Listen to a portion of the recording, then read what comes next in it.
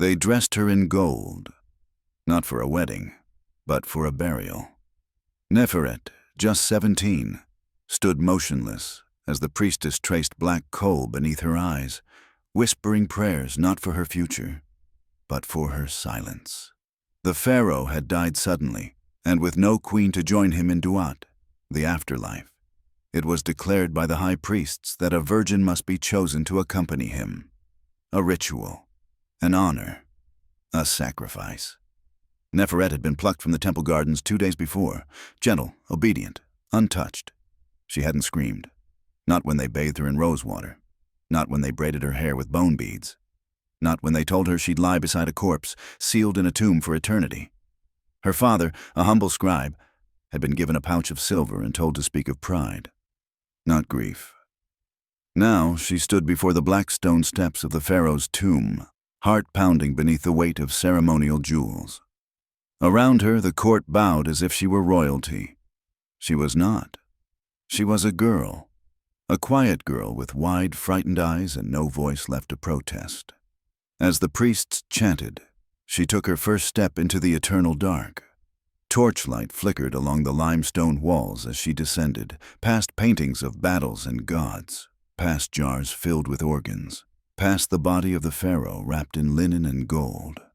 The door began to close behind her, slowly, grinding like the turning of time itself. She didn't cry. She didn't beg. She simply lay down beside the dead man and waited for the air to thin. But her lips didn't pray.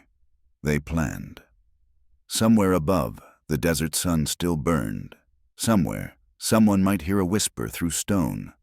And in her final breath, as the door sealed, Neferet whispered, not to the gods, but to fate. She wasn't ready to die, and she wasn't alone in this tomb. Something stirred, something heard. The silence in the tomb was not total. It breathed. At first, it was only the sound of her own heartbeat, thudding in her ears like a war drum in the deep. But then came the creaking of stone, the soft rattle of sand dislodging from the ceiling, the faint hiss of shifting air. Neferet did not scream. She lay still beside the Pharaoh's cold corpse, her eyes wide in the shadows. Her arms trembled, not from fear of death, but from the cold kiss of the crypt and the weight of everything unspoken. She didn't want to die a forgotten girl sacrificed for another man's glory. She didn't want her story to end buried in someone else's legend. Somewhere above, life moved.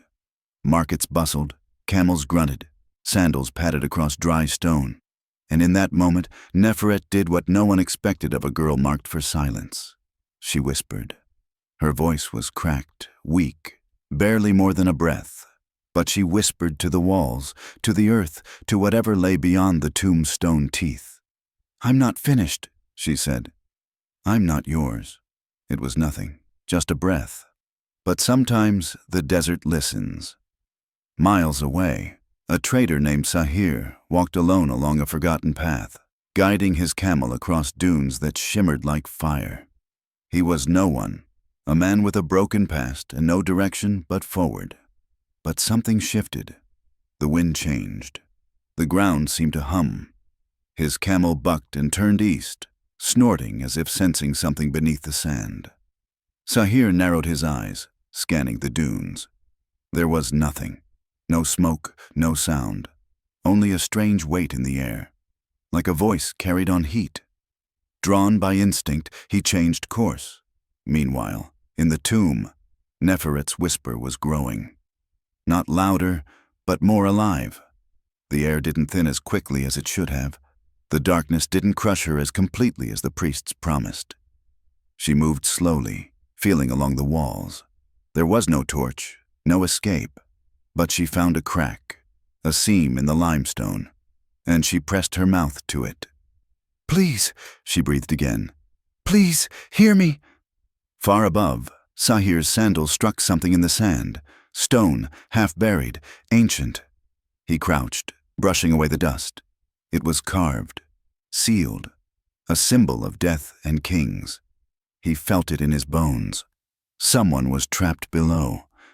And the wind, it carried a word he couldn't quite name.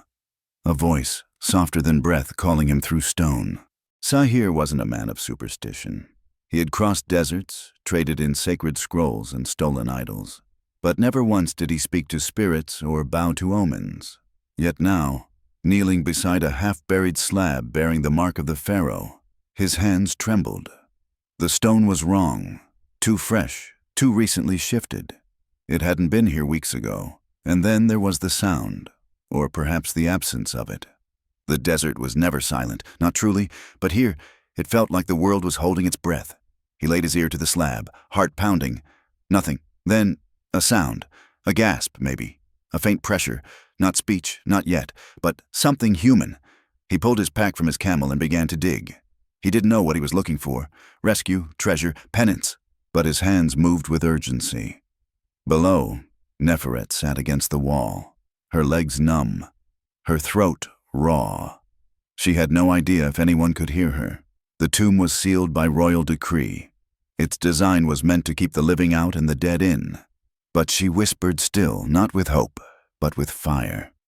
"I am not your gift," she told the Pharaoh's corpse. "I am not your queen." She wasn't praying. She was claiming herself inch by inch. When the stone above her shifted, it wasn't sudden. First came the sound of scraping. Then a speck of sand drifted down like a grain of thyme. She stared upward, blinking dust from her lashes. Had she imagined it? Another flake fell, then another. She pressed herself against the wall, away from the sarcophagus, and stared into the black. Her heart beat louder than ever, loud enough to drown out fear. Above, Sahir had uncovered a panel of ancient stone sealed with tar. He didn't stop to wonder what rules he was breaking.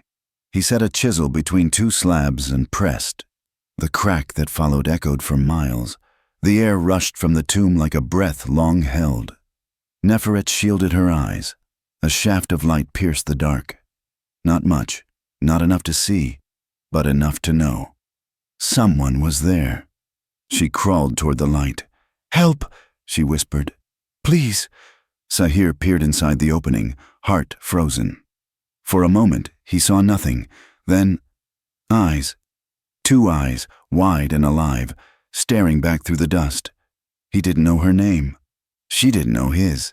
But across stone, sand, and silence, they had found each other.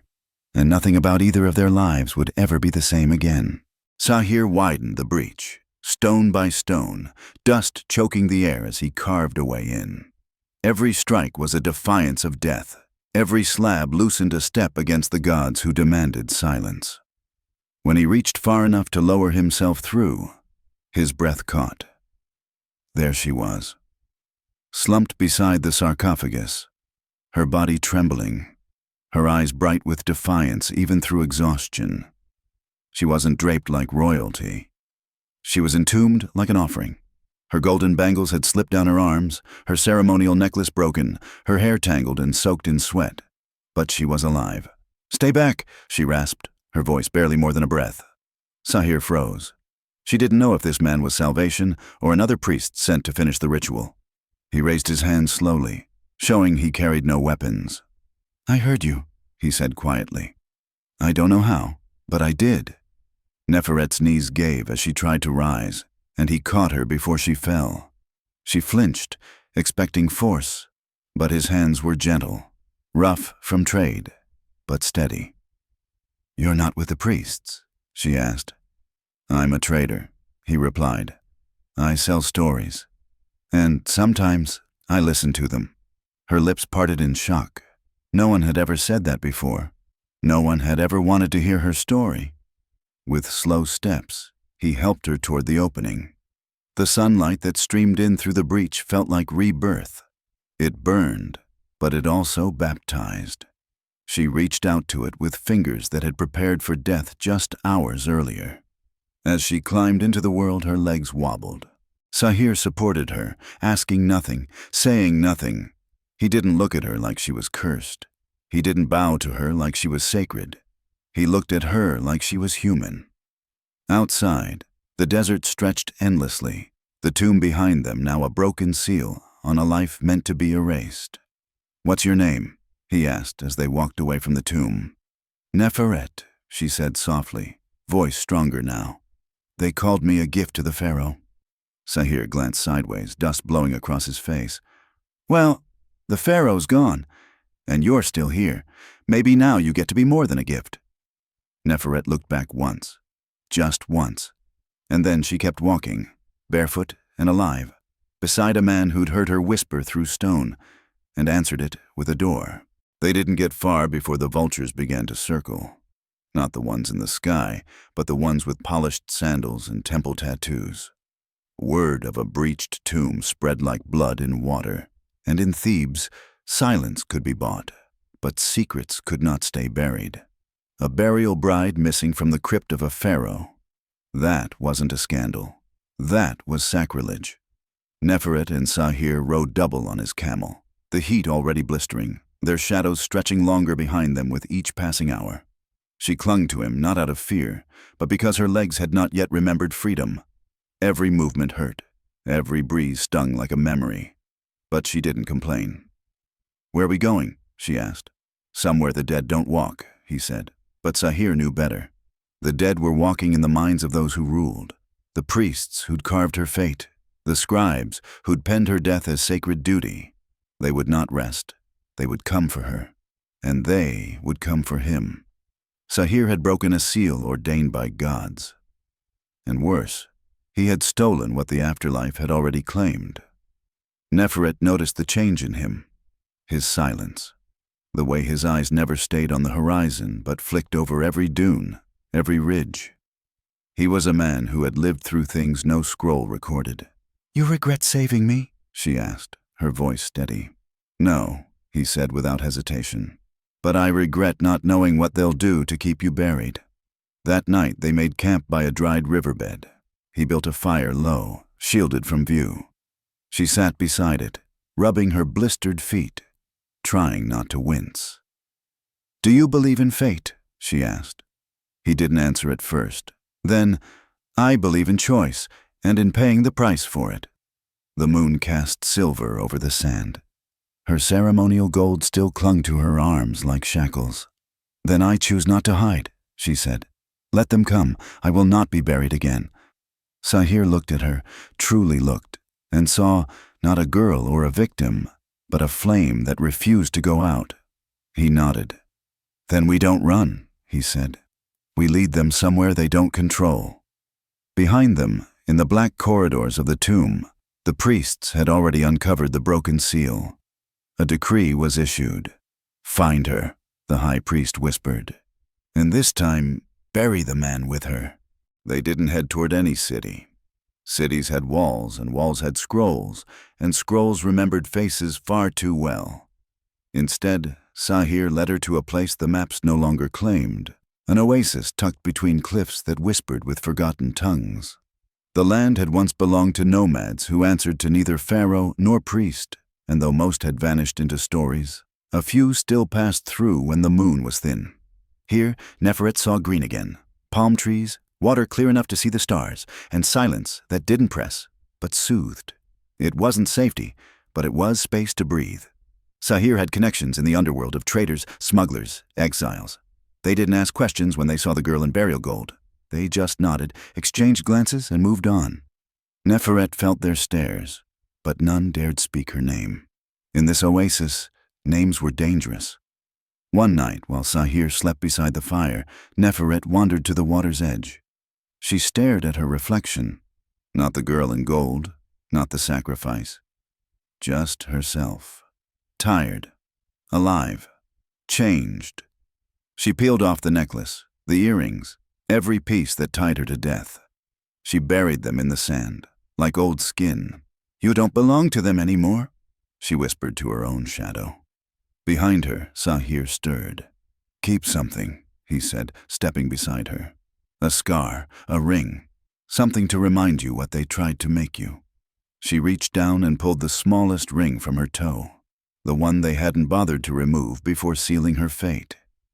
"This," she said, holding it up, "a reminder that they failed."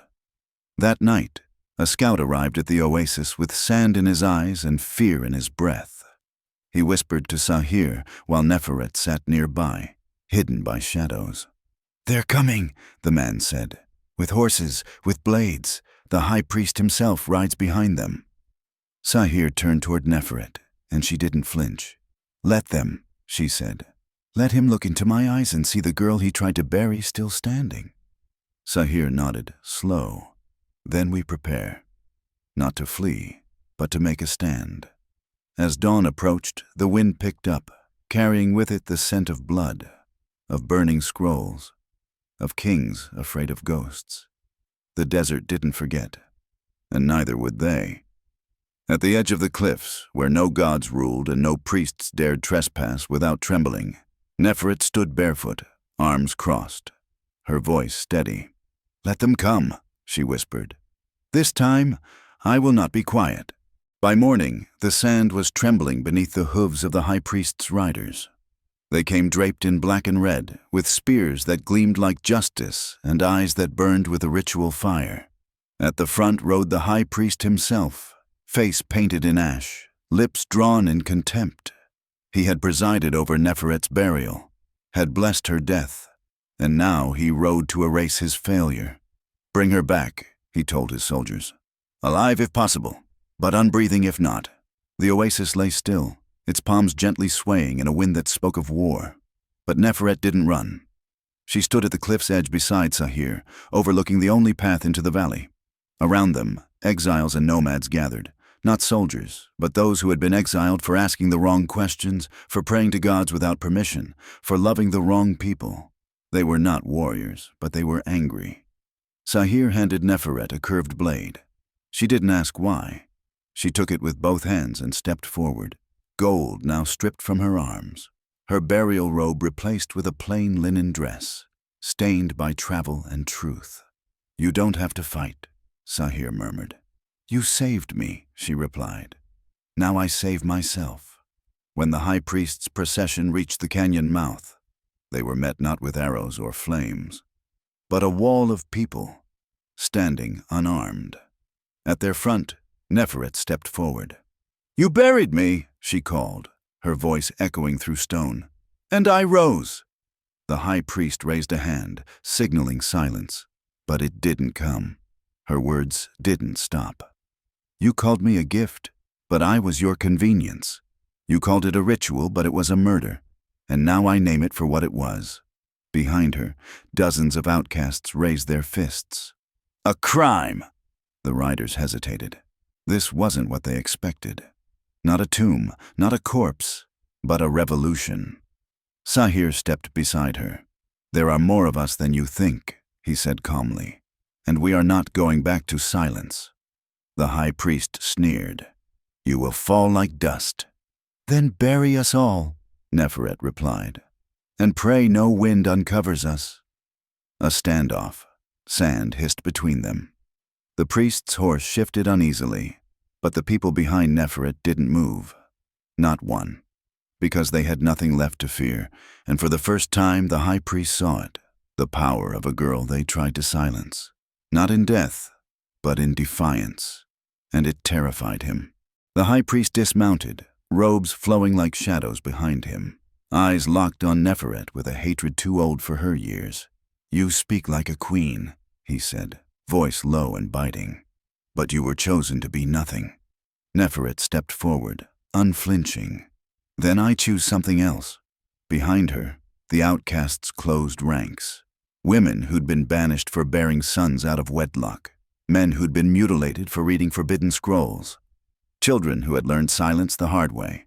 None of them had crowns, but all of them stood like rulers now. "I came here to reclaim what's mine," the priest continued, drawing a ceremonial dagger from his sleeve. "The gods demand balance. Your death brings peace to the spirit world." "And your lies bring power to your temple," Sahir shot back, stepping between them. "But your time is over." The priest raised the blade, but Neferet raised her voice. "I was 17 when you sealed me alive in a tomb with a dead man.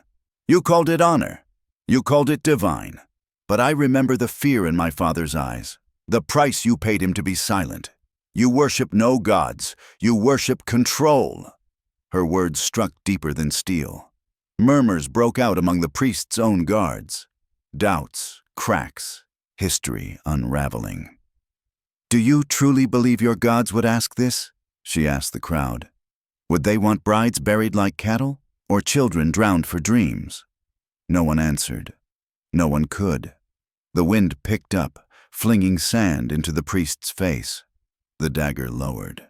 His hands shook, not from weakness, but from losing his grip on the myth.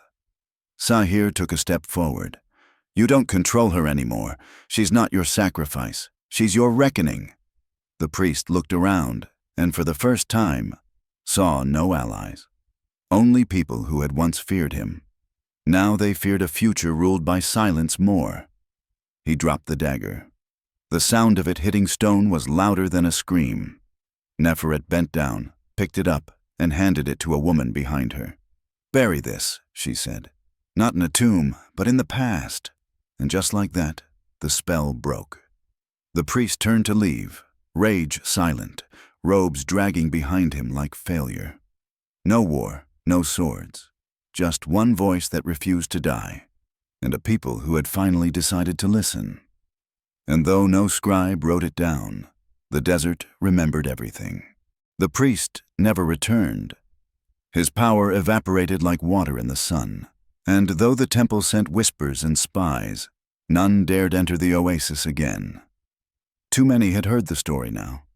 Too many had seen her rise. Neferet did not return to the palace or seek revenge. She stayed where the wind could reach her, where no god demanded blood to prove her worth. She built no throne, wore no jewels, and gave no speeches. But the people came anyway. They came with broken bones and stories no one else would believe. Girls who had survived rituals, men scarred by silence, mothers who had given up their sons to fire. And Neferet listened. She never told them what to do. She only looked them in the eyes and said, "You are not alone," and that was enough. Sahir stayed too, though he never asked for more than the fire they shared. He built homes from stone and traded salt and cloth in nearby villages, but he always returned to her. They spoke rarely of the tomb, except in moments of quiet when the stars returned and the wind was gentle. "Do you regret pulling me from the ground?" she once asked, her head on his shoulder. "No," he said, "but sometimes I wish I could have gotten to you sooner." She smiled, a sad, knowing curve of her lips. "You came exactly when you were meant to." The oasis became more than a place. It became a passage, a crossing point between silence and truth.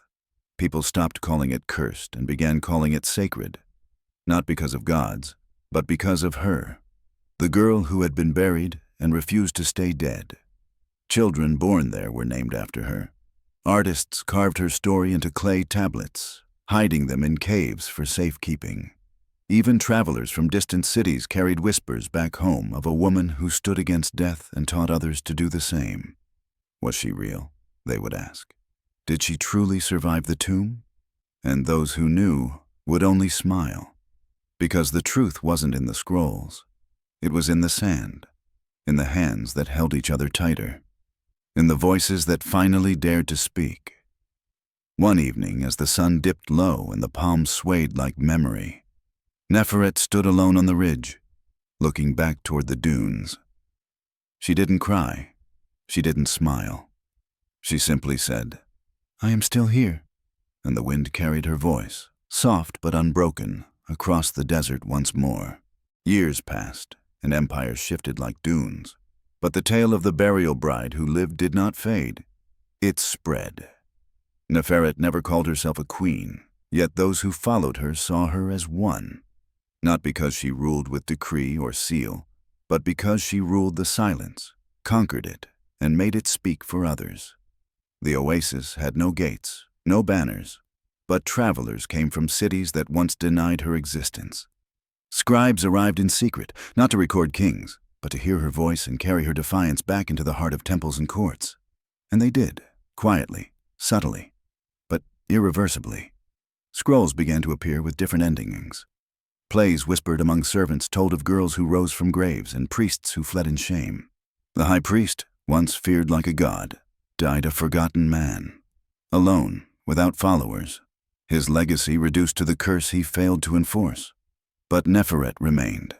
She aged, yes, her hair silvered, her steps slowed. But her eyes never dulled, and every time someone asked her how she survived a tomb meant for death, she would smile and say, "Because I chose not to be forgotten." Children ran through the oasis calling her Mother of Winds. Artists carved her likeness not as a bride or a queen, but as a woman standing barefoot at the mouth of a tomb, eyes burning, mouth open, not in scream, but in song. Sahir stayed until the end. When his time came, he did not ask for a tomb or a monument. He asked only that Neferet keep whispering. And she did. On the day she finally returned to the sand, wrapped not in gold, but in linen stitched by those she'd once saved, hundreds came, not to weep, but to remember, to promise. And as her body was lowered, someone began to speak. Not a priest, not a warrior, but a girl with her voice. "She was meant to be silent," the girl said, "but she gave us back our stories." The wind picked up then, swirling through palms and firelight, dancing around every face. And somewhere in the distance, through the dunes and stones, it was said the tomb where she once lay cracked open one final time, not from force, but from release. Because some voices, once awakened, do not rest again. Neferet's did not fade. It lived in every whisper, every choice, every child who refused to kneel. They tried to bury her with a king, but instead she rose a legend, and the desert, ancient and listening, sang her name.